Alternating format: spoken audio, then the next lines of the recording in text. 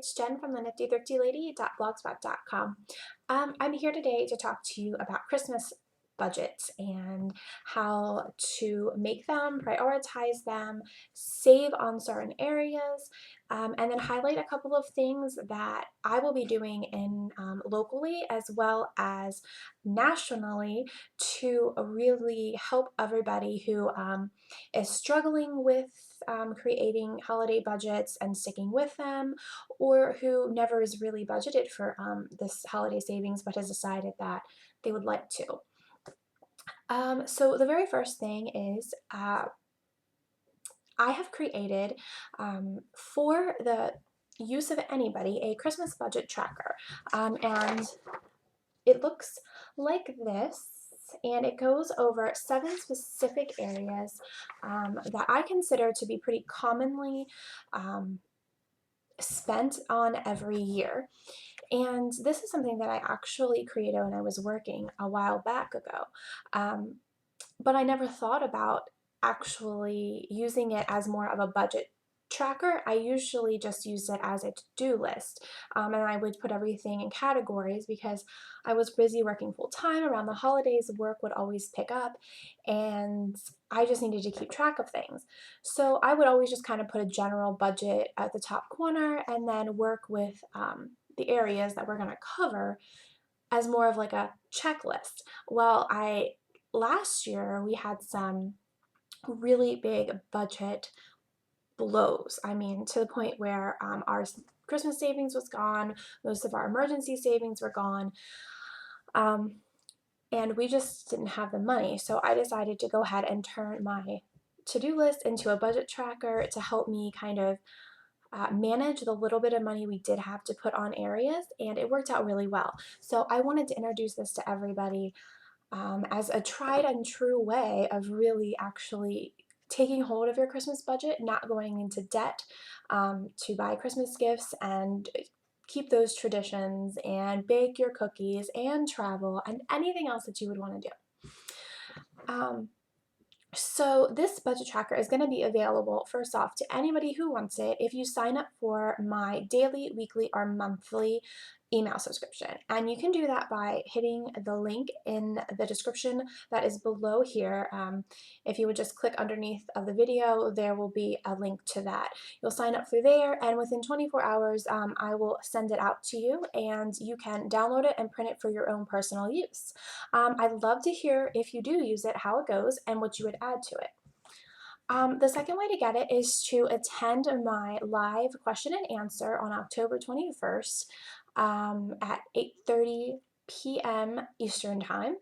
Me and the co-contributor are going to be answering your questions live about holiday budgeting. So if there's anything that I don't cover here, or even things that I do cover that you have more in-depth questions about, you can send them to me, and I will answer them, as many as I can, live on air. And you can, all the details are in a blog called Live Q&A, focusing on holiday budgeting on the blog as well. And just by joining that and asking a question or contributing something that you do to keep yourself on budget, I will send you this tracker. The last way to get it is, if you're local, you can attend my workshop, Holiday Savings Workshop, that I'll be having at a local library here in town. And everybody will be getting one of these for free as well. All right, so that's my little spiel. Now we're going to go ahead and go in depth and really figure out why it's important to budget, how to prioritize if you're on a super tight budget this year, how to save on things you may not think to save on, and then really, Christmas to our family is focusing on traditions and not materialistic things. And if you're a frugal person, or if you are anybody who is looking to save money or be on a budget, that's really what you need to focus on, is creating traditions that create memories that will last longer than the $100 toy that's going to get thrown down the stairs and broken on January 1st. So this budget is broken up into 7 categories, and the first categories that you have are your baking list. For us, it's tradition to bake cookies, and I also make 2 things for parties that my family hosts. And we do a cookie swap with some moms ladies. So we have lots and lots of baking going on. And believe it or not, that actually does consume a portion, should consume a portion of your Christmas budget, not your grocery budget, because these are not normally things that you would be spending money on throughout the year on your grocery list. So that should all fall under your Christmas budget. So that's the very first thing that I have on here. We make all kinds of different goodies, and what I normally do is starting now check the sales papers, and anytime that there is flour on sale or chocolate chips, anything that's on I can use for holiday baking, I will pull a portion of that budget from my envelope that I have the money in, and then just go ahead and write on the envelope that I've used this much. This is what it was allotted for in my budget, and go ahead and buy it and keep it in my downstairs cupboard. So your baking list is definitely the first thing that you want to take a look at, because that's one of the more common things that you can start buying ahead for. The second thing that you want to take a look at now is if you're going to be traveling by airfare, I guess by airplane. Um, Normally I say you either want to book them really early, the flights really early, or you want to book them really, really late, like within 48 hours of flying out. Well, for holidays, I never suggest that, because you're more than likely not going to catch a flight to where you need to go in time to be with your family for Christmas, so don't do that. Definitely book early. Book on Tuesday afternoons.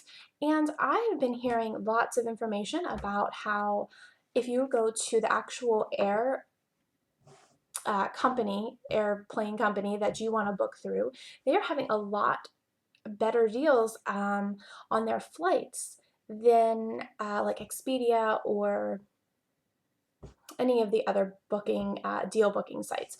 So that's just a suggestion that I've been hearing, that they are offering some pretty fair priced airfare now. Um, the other suggestion that I have is if you are doing, obviously, um, flying and then renting a hotel and then doing like the rental car, definitely book those all together.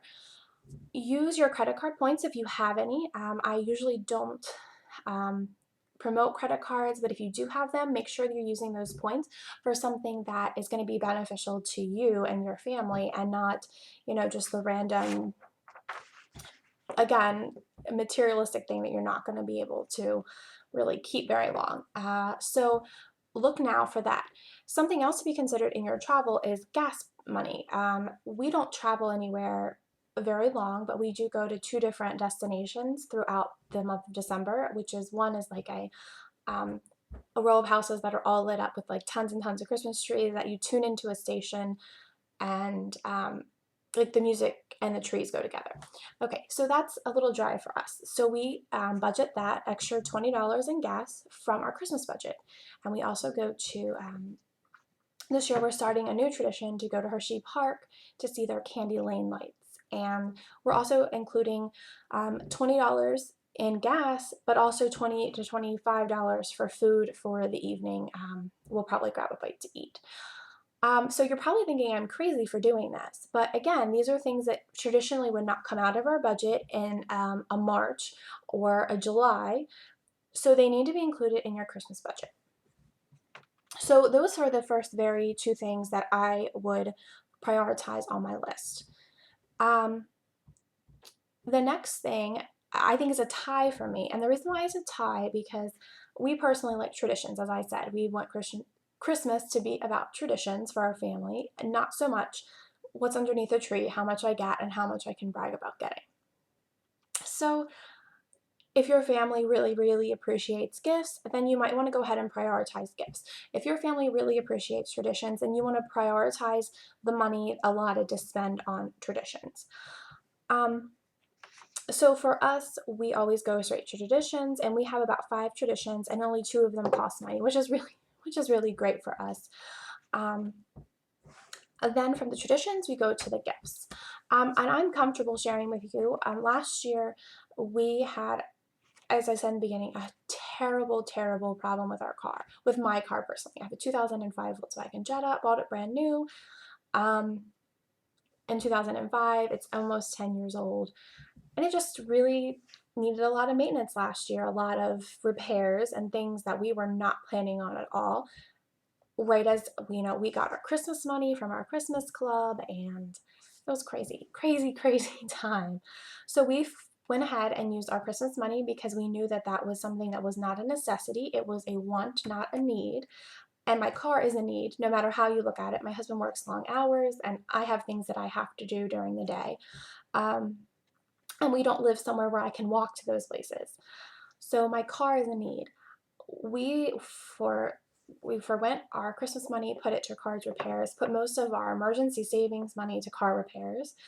Um, and through the whole entire month of October and November, I came up with crazy, crazy creative ways to make enough money to get our kids and our family Christmas. We didn't do anything else. We only did the traditions that didn't cost any money. We only made a couple batches of cookies. I opted out of doing the swaps with my friends. And we didn't send out Christmas cards, and we didn't host any Christmas parties, which is also on my list. We did homemade ornaments, which is a tradition that we normally buy. And last year we spent $250 total on Christmas. It broke my heart in the beginning, but it was amazing opportunity for me to be able to sit here and tell you that it is not necessary to spend thousands and thousands of dollars on Christmas. It's fantastic to be able to sit here and say that. So this year, I have challenged myself to do everything that I would normally do in a regular year, where I would spend $800 on Christmas, to only spend 400, and I definitely think it's doable. I have it all broken down, and I actually have a little bit of give and take money here and there, so that makes me even happier. So we've already talked about baking, travel, traditions, and gifts. And then I go into kind of three areas that are really just gray areas. Some people don't do them at all. Some people do them big and they need a lot of money to budget for them. But they're decorations, Christmas cards, and holiday party, or any additional foods for parties that you would be going to. I kind of budget for my holiday party because me and my husband like to have a little Christmas party with friends. Normally, we have it so that I make the main portion of the dinner, and then everybody brings like a drink or a side, and I hand out little favors, and we have like, some kind of theme for it. This year I am trying to keep it around $40, so I'm asking everybody to definitely bring a drink or a side. Um, and we're going to be coming up with some fun creative theme for it as well.